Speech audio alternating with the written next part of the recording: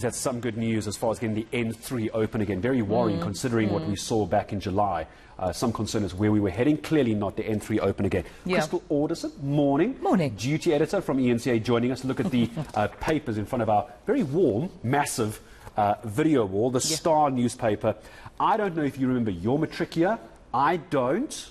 But I certainly wasn't as excited as some of them we saw on camera. I was terrified. No, I was going to ask you, Tumelo, how you felt that first day that you wrote your exam. It was scary. When I saw that matriculant, I'm like, oh, she's very calm. Very calm and collected. So I think the class of 2021, clearly they had obstacles. Not only COVID, but also mental health. And we heard some advice that the psychologist gave to matric pupils. And also they had hardly any preparation. So we really wish the class of 2021 good luck today. Of course, around 63,000 matric pupils writing English first and then English as additional languages. Right. Last week, IT matriculants already started.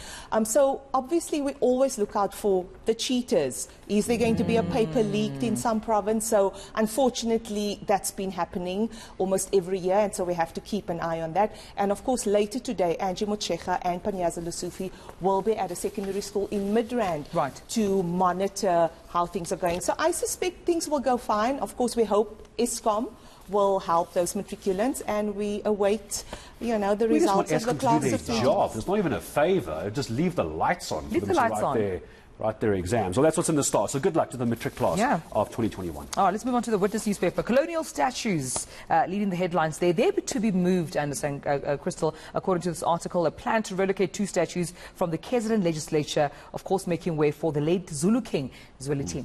I think the KZN provincial government have been wanting the statue of King Zwelithini to be placed at the KZN legislature. The question now is what to do with the Queen Victoria statue. And I think it's not only an issue for KwaZulu-Natal, I think it's an issue also for South Africa. What do you do with old colonial statues? And then the question is, do you just, completely get rid of them because they're part of the past, or do you just bring in? So KZN government dealing with that issue. Of course, the royal family is involved with this, and officially, according to this article, the provincial government is saying we're holding off on it until the dispute between the royals will be sorted. And I think that's delaying the erection of the statue. Yeah, it's really not the worst advice in the world. Anything to do with the Zulu King, you need to go via that royal household, or it's going to just get dragged on further down the road. So can we just quickly talk then about the Herald newspaper as well? Let's move away from the Witness, the Herald newspaper. Now,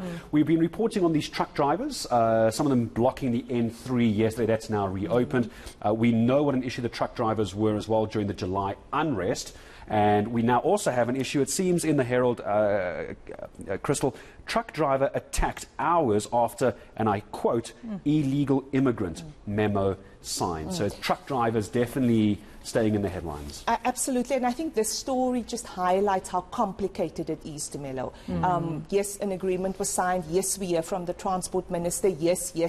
However, the reality on the ground shows a very different story. And this story in particular, Zimbabwean driver, heading to the port. He was literally, I think, 2 minutes away from delivering this mangees and simply couldn't, accident, etc. And so I think the reality is the truck driver protest is not going to just disappear overnight. We are constantly going to see it, which of course brings into question, it's really going to impact, I think, ultimately on the consumers and ultimately on the economy. Something has to be done. I think, this talk shop that we're just seeing and agreements being signed, I don't think, is helping the matter. I just got a message that there's going to be a briefing later today to be confirmed, Transport Ministry. So I presume we'll be hearing more, but I don't think we're going to hear the end of these stories of truck drivers being under attack. And I don't think it's going to, I think it's potentially going to get worse. I hope I'm wrong. I hope someone says, Gareth, you called this wrong, but I suspect as we get closer to end of November, going into December, as those routes pick up for the delivery of Christmas time items for shops, Black Friday, all of that, the truck drivers, again, and their routes going to become a big talking point, and how you can affect that. Crystal, always a pleasure having you with us. Crystal Orderson, eNCA duty editor, joining us here on eNCA.